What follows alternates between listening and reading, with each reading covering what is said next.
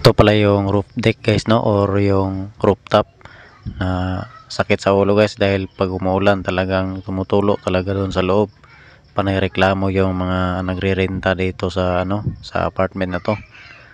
So nagsuggest ako guys na nagtanong kasi yung caretaker nila kung anong maganda, dahil naka-flexible na to guys, nakailang patong na to, tumutulo pa rin kasi may mga matutuklap kasi guys.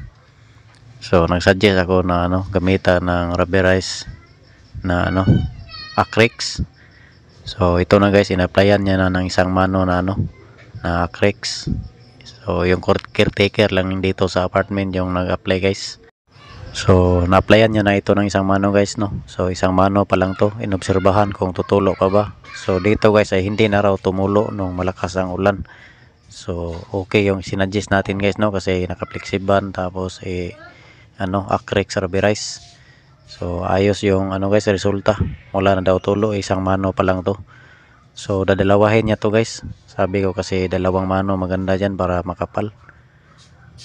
So yun lang guys yung update natin sa rooftop na to na tumutulo pag umulan.